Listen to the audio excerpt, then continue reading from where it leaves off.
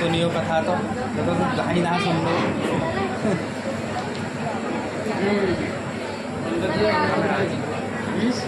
सब चलिए कहीं ना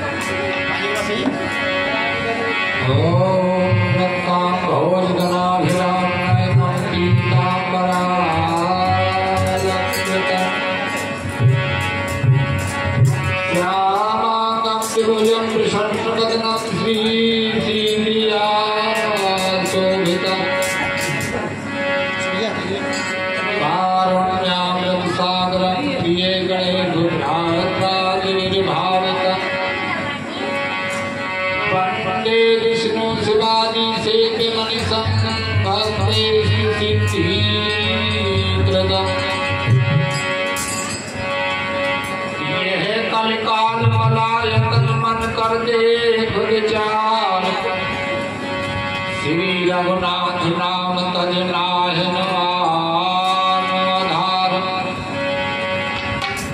पार मथे पर होए घृत सिकताते पर तेग हरि भजन न भव तरहि सिद्धांत भोले शंकर भगवान की जय, भोले हनुमान जी महाराज की जय। परम आदरणीय उपस्थित सज्जनगण, कथा का जो प्रसंग है वो क्या है कि भगवान श्री राम, लक्ष्मण और माता जानकी ये तीनों वन के लिए जा रहे हैं। गंगा को पार किया, यमुना को पार किया और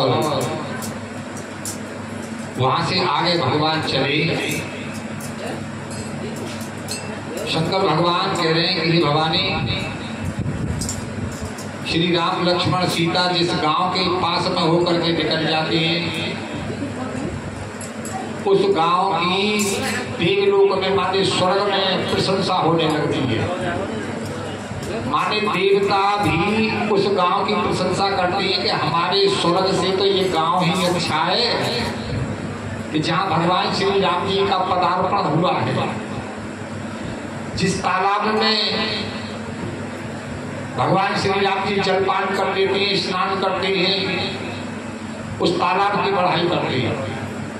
जिस वृक्ष के नीचे भगवान श्री राम जी बैठ जाते हैं तो स्वर्ग में जो कल्प वृक्ष है ना, वो कल्प वृक्ष भी उस वृक्ष की बढ़ाई करता है। लेकिन मुझसे तो यही वृक्ष ठीक है कि जो भगवान श्री राम जी की सेवा में लगा हुआ है।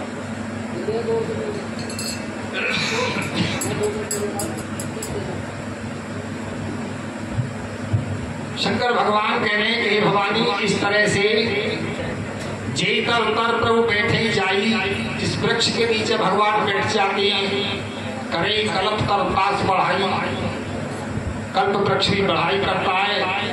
और परशुराम पद पदम परागा, ये जो भूमि है ना, जिस भूमि पर जहां भी भगवान श्री राम जी का पैर पड़ जाता है तो भूमि मानव धूल निज भागा, वो अपने को धन्य मानती है। माने इतना जो हिस्सा है जिसमें भगवान श्री राम जी का पैर रखा गया है, वो भूमि उस हिस्सा को धन्य मानती है। अरे धन्य तो वो है कि जहाँ तीर्थ है, जैसे बद्रीश भगवान, द्वारकाधीश भगवान, अयोध्या, मथुरा, रामेश्वरम, जगन्नाथपुरी, ये पृथ्वी पर महान स्थान है। लेकिन भोलेनाथ कह रहे हैं कि भवानी, जहां जहां भगवान का पैर पड़ जाता है भूमि उस स्थान को धन्य मानती है। इस तरह से भगवान श्री राम जी धीरे धीरे वन की तरफ जा रहे हैं। भोलेनाथ कह रहे हैं कि भवानी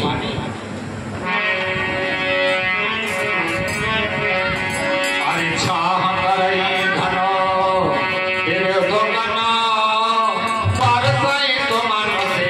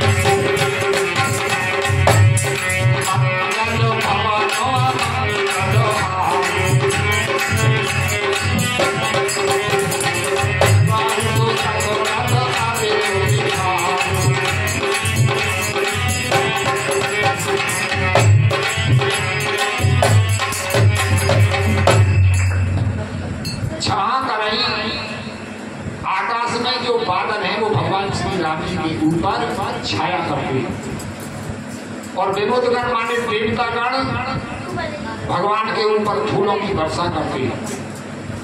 देखा तिरपन पार भगवान श्री राम जी पर्वतों को देखते हुए, वनों को देखते हुए और वन में जो मृग हैं माने पशु और पक्षी हैं उनको देखते हुए भगवान श्री राम जी धीरे धीरे वन को जाने लगे।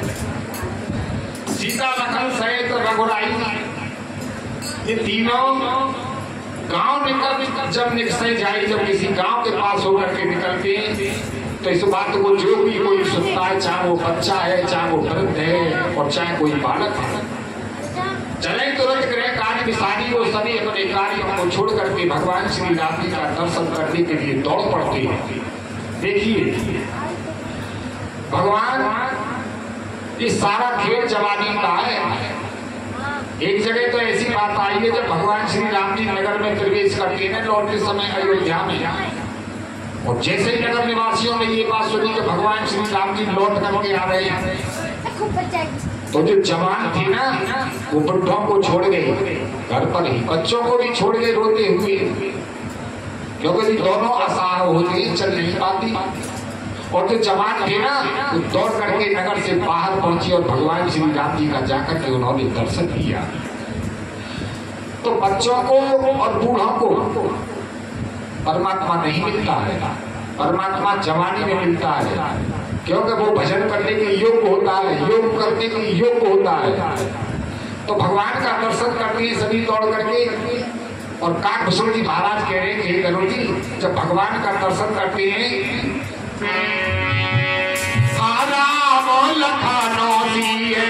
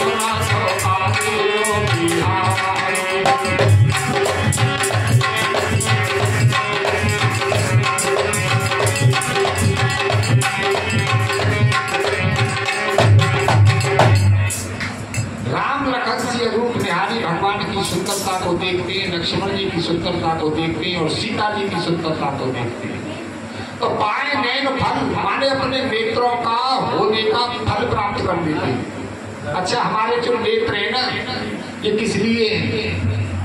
इन प्राकृतिक वस्तुओं को देखने के लिए नहीं, वास्तव में तो हमारे नेत्र तब सफल माने जाएंगे कि इन नेत्रों से भगवान का दर्शन हो जाएगा। और यदि भगवान का दर्शन नहीं होता है नेत्रों से तो इन नेत्रों का कोई लाभ नहीं है। तो ये सभी सुखी हो जाते हैं। भगवान की सुंदरता को देख करके सभी के नेत्र सजल हो जाती है, माने उनसे प्रेम अश्रु गिरने लगता है। और दोनों भाइयों को देख करके सभी मगन है। काकुसुम जी महाराज कहती है कि वो इतने आनंद थे कि उनकी दशा का वर्णन नहीं किया जा सकता है। बस इतना ही समझो कि किसी भिखारी को बहुत बड़ी जो है धन की राशि का भंडार मिल गया हो, और कैसी दशा हो गई है उनकी कि एक अनबोल एक माने एक दूसरे को बोल करके शिक्षा दे रही सिखाते रहे कि भैया अरे नेत्रों का फल प्राप्त कर लो इनका दर्शन करके। कोई राम जी को टकटकी लगा करके देख रहा है, माने के पलकों को झपकना बंद कर दिया और चितवन चले जगह संग लागे भगवान का दर्शन करते हुए सीधे भगवान के पीछे पीछे चल देती है। एक नयन मग छवि रानी और कोई ऐसी जो थक जाती है ना, वो भगवान की सुंदरता को अपने हृदय में धारण करके और अपने मन को भगवान के साथ भेज करके अपने घर को वापिस हो लेते। एक परीक्षाएं भर उनमें जो कोई चतुर था गांव का, उसने विचार किया कि ये धीरे धीरे चल रहे हैं, आगे एक बहुत सुंदर वृक्ष है जैसे हमें मालूम है अपने रास्ते की कहा कौन सा वृक्ष है। तो कोई जो चतुर था उसने क्या किया कि दौड़ लगा और भगवान से पहले जाकर के एक बट वृक्ष था, उस बट वृक्ष के नीचे जाकर के उसने बहुत सुंदर कुशा का आसन बिछाया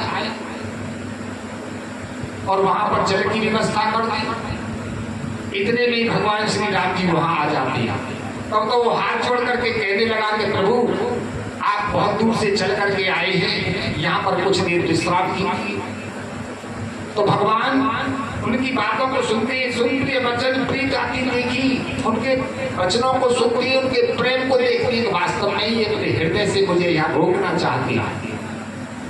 जब राम जी कृपालु हैं, सुशील हैं, वो सभी के हृदय की बात को जानते हैं, तो भगवान का मन जो है वहां ठहरने के लिए कराता है। तो पीछे को मुड़ करके भगवान श्री राम जी सीता जी की तरफ देखते हैं। काकुसुम जी महाराज कहते हैं गरुड़ जी अरे जाने सने तो सीए मनोमानी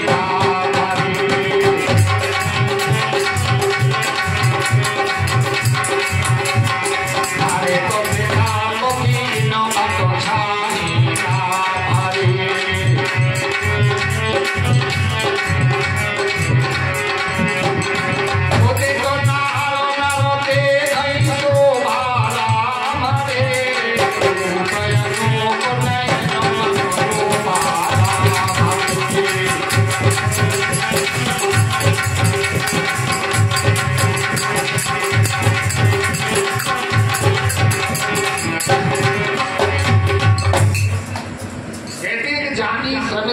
मनमाही। भगवान श्री राम जी जानते हैं कि जो सीता जी मेरे साथ चल रही हैं इनको कुछ थकान हो गई है, इसलिए भगवान कहते हैं कि सीता यहाँ पर एक घड़ी विश्राम किया जाए, आराम किया जाए। ऐसा कह करके भगवान श्री राम जी वहीं पर ठहर जाते। मुदित नार न देखे शोभा, बड़े आनंद में सभी लोग जो है जो आसपास के गांव के भगवान के साथ चल करके आ रहे थे वो भगवान की सुंदरता को देखने लगती है। और भगवान का जो अनुपम रूप है ना, उस रूप पर उनका मन लुभाया हुआ है। और भगवान बैठे हुए उस कुशा के आसन पर, घास फूस के आसन पर, और जो सभी लोग हैं ना गांव के आसपास के, उनका क्या हाल है कि एक तक सब सोही चंगोरा भगवान श्री राम जी के चारों तरफ बैठी हुई है। और रामचंद्र तो चंद्र चकोरा, जैसे चकोरा जो है चकोरी और चकोरा चंद्रमा की तरफ टकटकी लगा करके देखती है, ऐसे ही टकटकी लगा करके सभी देख रही है। काकुसुम जी महाराज कहते हैं गरुड़ जी भगवान श्री राम जी कैसे हैं कि मुनि पट कटिन कसे मीरा, मुनियों कैसे वस्त्र पहन रखी है भगवान ने, और कमर में तरकस बना हुआ है, सोहनी कर कमलन धन धीरा, और भगवान के दोनों हाथों में एक में धनुष और एक में बाण सुशोभित है। भगवान के सर पर जटाओं का मुकुट बना हुआ है। देखिए रामचरितमानस में भगवान श्री राम जी की शोभा का वर्णन अनेक जगह पर आया है। वो किस लिए आया है? ये भगवान का ध्यान करने की विधि है। हमें भगवान का ध्यान किस तरह से करना चाहिए ये संत लोग बताते, गुरु लोग बताते या फिर शास्त्र बतलाते। तो भगवान का ध्यान हमें कैसे करना है? अब वही बात चली हुई है कि भगवान के दोनों हाथों में धनुष और बाण लगे हुए, कमर में तरकस बना हुआ है, सिर पर जटाओं का मुकुट बना हुआ है, भगवान की लंबी लंबी भुजाएं हैं, मोटे मोटे नेत्र हैं, शरद परब बिनु बदन पर भगवान श्री राम जी का जो चंद्रमुख है ना, वो कैसा के जैसे पूर्णमासी का चंद्रमा होता है। और लसत श्वेत कंजाल भगवान चल करके जो आए ना, तो उनके मुख पर छोटी छोटी पसीने की बूंद भी है जो दिखाई देती है। काकभूषण जी महाराज कहते हैं, हे गरुड़ जी, ऐसे सुंदर है भगवान। अरे बरनी न जाय मनोहर जोड़ी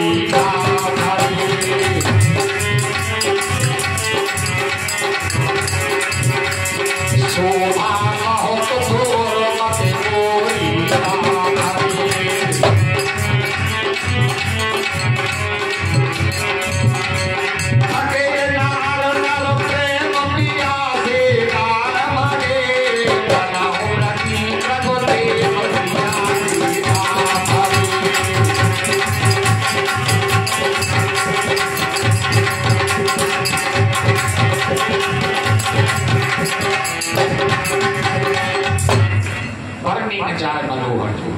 ऐसी मनोहर जोड़ी है दोनों भाइयों की कि जिसका वर्णन नहीं किया जा सकता है। बाबा तुलसीदास जी ने कह दिया कि मैं कैसे वर्णन करूं सुंदरता का उस जोड़ी का। अगर वो शोभा तो बहुत है उस जोड़ी की, परंतु मेरी जो बुद्धि है वो थोड़ी है, कम है। राम लखन से सुंदर लाई और सब चितवाई मन चित मति लाई। सभी लोग और सभी स्त्री पुरुष मन को लगा करके, चित्त को लगा करके भगवान की सुंदरता को देख रहे हैं। चित्त किसे कहती? चित्त जानते हो? चित्त कहती है कि जिससे जैसे खुर्जा देखा आपने, खुर्जा गई खुर्जा, और खुर्जा का नाम ले ली, खुर्जा का जो सीन तुम्हारे दिमाग में आया, जो खुर्जा यहीं से बैठे बैठे दिखाई दे रहा है ना, वो चित्त देख रहा है उस जगह को। तो चित्त को लगा करके भगवान का दर्शन कर रहे हैं। काकभूषण जी महाराज कह रहे हैं कि सभी स्त्री पुरुष प्रेम के प्यासे हैं, बड़े प्रेम से भगवान का दर्शन कर रहे हैं। मनो मृगी मृग देख दिया से, जैसे मृगी और मृग हिरणी और हिरण रात्रि में कैसे यदि इनको अंधेरे में कहीं दीपक जलता हुआ दिखाई दे जाए ना, तो महाराज टकटकी लगा करके पूरी रात उस दीपक की तरफ देखते रहते हैं, हिलते डुलते भी नहीं है। ऐसे ही भगवान का वो सभी दर्शन कर रहे हैं। काकभूषण जी महाराज कह रहे हैं, गरुड़ जी, जो पुरुष हैं वो तो राम जी के पास बैठ गए, और जो गांव की स्त्रियां हैं वो सीता जी के पास बैठी हुई हैं। सीए समेत ग्राम किए जाई, सभी ग्राम की स्त्रियां सीता जी के पास बैठी हुई हैं और पूछत अति सने सकुचाई, बड़े प्रेम से वो सीता जी से कुछ पूछना चाहती है, लेकिन उन्हें संकोच है। संकोच किस बात का है? सीता जी तो बड़ी सुंदर है, सुंदर सुंदर के सामने जो है सकुचता है दूसरा आदमी। कोई बहुत सुंदर हो तो उससे बात करने में संकोच होता है। तो सीता जी बड़ी सुंदर है और गांव की स्त्रियां ऐसी हैं, कारी खेतरी सी, तो कैसे बात करें सीता जी से? संकोच है मन में कि कैसे पूछे, परिचय करना चाहती है वो। बार बार सब लाकड़ी पाए, सभी स्त्रियां बार बार सीता जी के चरणों को पकड़ती थी और कहें वचन मृदु सरल स्वभाव, बड़े कोमल वचनों से स्वभाव से वो गांव की स्त्रियां सीता जी से पूछती हैं कि राजकुमारी इन्हें हम करें, ये राजकुमारी हम तुमसे विनय करने की प्रार्थना करती हैं कि ये स्वभाव हमारा स्त्री स्वभाव है, इसलिए कुछ पूछने में तुमसे डर भी लगता है, लज्जा भी आती है। वो ग्राम की स्त्रियां कह रही हैं कि सीता स्वामिनी अभिनय क्षमा हमारी गलती को क्षमा करना, क्योंकि हम गांव की हैं, गंवारी हैं, बिना पढ़ी लिखी हैं। हम आपसे ये कहना चाहती है, विलग्न मानव जान गंवारी, हमें गंवारी समझ करके हमें अपने अलग मत समझना, हम तुमसे बड़ा प्रेम करती हैं। और उन गांव की स्त्रियों ने सीता जी से बहुत प्रार्थना करके एक बात पूछी कि हम ये जानना चाहती हैं कि राजकुमार तो सहज सलोनी, ये जो दोनों आपके साथ में राजकुमार हैं, जो मुनियों के से देश में, इनते लई तुझी मरकत कोने, माने की इनकी चमक के सामने बिजली की चमक जो फीकी पड़ जाती है। तो हे राजकुमारी, हमें ये बतलाओ, श्यामल गौरो किशोर बरा सुंदर सुषमाए,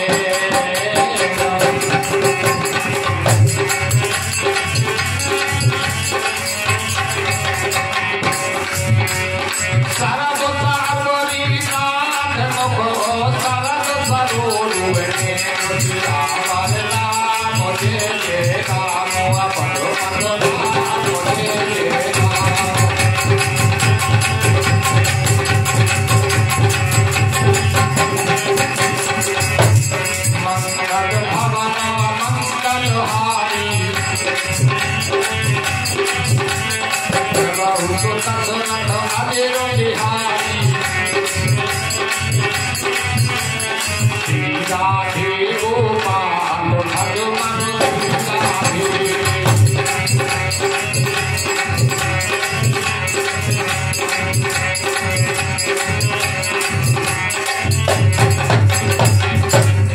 श्यामल गौर किशोर वर, वो गांव की स्त्रियां पूछ रही हैं कि हे राजकुमारी, ये जो दोनों राजकुमार हैं, एक सांवली और एक गोरी, जो बड़े श्रेष्ठ हैं, किशोर अवस्था की हैं, बड़े सुंदर हैं और सुंदरता के घर हैं।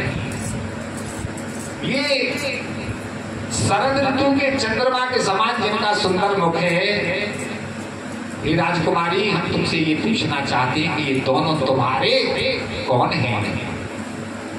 मेरे बंधुओं, आज की कथा का जो प्रसंग है वो यहीं पर समाप्त होता है। अब आरती करें या कुछ और मन में है? बताओ, 3 घंटा में 3 दोहा सुनाए के गए और हल्ला इतना मचाए दो कि मेरे कानों को महल है। जितनी कथा तुमने सुनी है ना, अब इतनी वो सुना के गए, 3 दोहा की वो सुना के गए, 3 दोहा की मैंने सुना। और होई हो की चीज है ये तो शास्त्र है, शास्त्र के साथ में ये मजाक चल रहा है। ऐसा मजाक ठीक नहीं है इसके साथ में, इससे हमें कुछ लेना है कि ये आनंद का विषय बना रखा है, अल्लाह बचा रखा है व्यर्थ में। बोलिए शंकर भगवान की। शास्त्र और संत कहते हैं कि संसार में परमपिता परमात्मा का जो नाम है वही सार है। सार का मतलब जैसे दूध है, तो दूध में सार वस्तु क्या है? घी, सार है। तो ऐसे ही संसार में जो सार है वो परमपिता परमेश्वर का नाम है। और वो नाम क्या है? राम। या राम न मानो तो जिसके गुरु ने जो भी शब्द दिया है, जो भी मंत्र दिया है जिसके गुरु ने, वो समझ लो कि ये राम का ही नाम है। तो ये जो राम का नाम है इस संसार को पवित्र करने वाला है। तो वो नाम वाला कैसा होगा? विचार कीजिए कि जब नाम ही संसार को पवित्र कर देता है तो नाम वाला कैसा होगा? आइए भगवान श्री राम जी के नाम की प्रशंसा करते हुए कवि और विद्वान संत बतलाते हैं कि भैया इस संसार में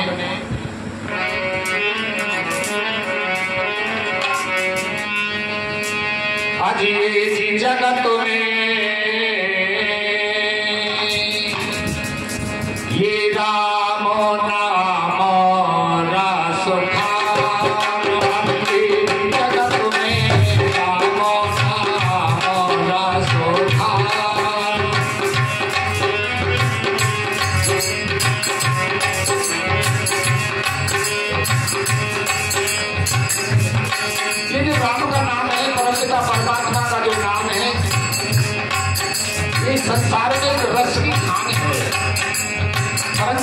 तो सब नहीं जानते। अरे मूर्ख जाको परम न जाने, मूर्ख जाको स्वाद न जाने, पीवे चतुर सुजान जगत में रामो नामो रसो खावन भक्ति जगत में रामो नामो रसो खावन।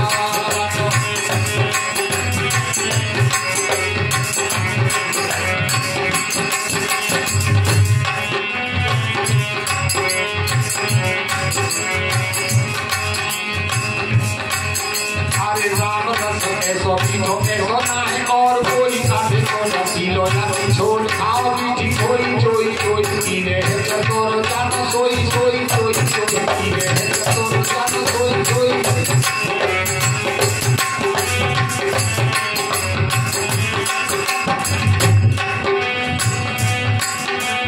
राम रस की के देख ब्रह्मा ने बनाए दिए, मन को बनाए मार करके दिए पाए दिए, पीड़ा को बचाए भारती में गाय दिए, पीड़ा को बचाए भारती में गाय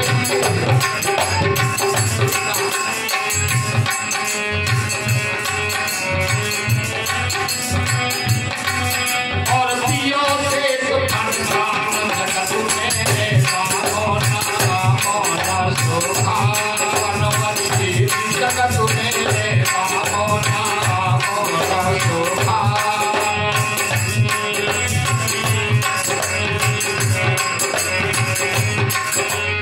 मूर्ख जाको परम न जाने, मूर्ख जाको स्वाद न जाने, पीवे चतुर सुजान जगत में रामो नामो रसो खावन भक्ति जगत में। प्रेमी बंधु, जब ये ऐसा महान रस है तो किसने किया और जिसने भी किया उसका क्या हुआ। अरे वाल्मीकि जी ने पियो अपना ध्यान घोर घोर। ये जो वाल्मीकि थे ना, ये तो रत्नाकर नामक एक डाकू थे, ये तो मारकाट करने वाले थे, ये नाम के नाम को जानते भी नहीं थे। लेकिन भगवान की कृपा हुई, देवी योग से साधु मिल गए और उन साधुओं ने वाल्मीकि को राम का नाम बदला दिया और ये वाल्मीकि इस राम के नाम से लग गए। कहते हैं कि शरीर पर दीमक चढ़ गई, राम राम बोलते बोलते तभी से इनका नाम वाल्मीकि हो गया। अरे वाल्मीकि जी ने पियो अपना ध्यान घोर घोर, शारदा और सरस्वती ने पियो हाथ जोड़ जोड़, संतों ने पियो तन मन बोल बोल, संतों ने पियो तन मन बोल बोल।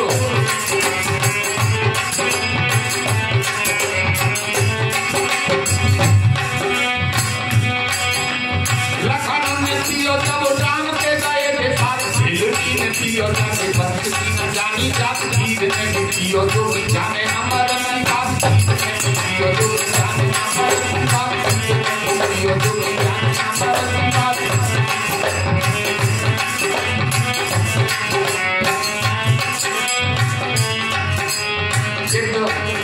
आप सभी जानते हैं कितना निकृष्ट पक्षी होता है, मुर्दे के मांस को खाने वाला। सारे पक्षियों में अधम नीच, लेकिन परमपिता परमात्मा के नाम से जुड़ गया और उसे क्या फल मिला, तो भगवान को उस गिद्ध के पास आने पड़ा। भगवान ने अपनी जटाओं से उस गिद्ध की धूली को झाड़ा और रामचंद्र कहता है कि भगवान ने अपने हाथों से उसका अंतिम संस्कार किया। अरे नींद में भी पियो जो जाने ना मरण की बात, नींद में भी पियो जो जाने ना मरण की बात, फिर पियो हनुमान जगत में रामो नामो रसो खावन भक्ति जगत में रामो नामो रसो खावन।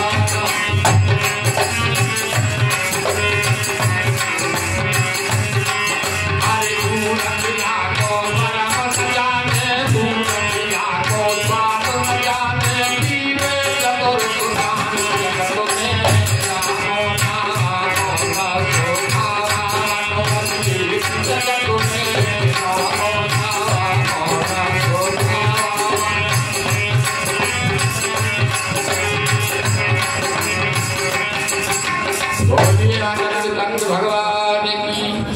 समय मिला तो कल सुनाएंगे आगे, क्योंकि आरती का समय लेट होने जा रहा है, 12 बजने वाले हैं। 12 बजे से पहले ही आरती हो जाए तो ठीक है, 12 बजे आरती ठीक नहीं होती है।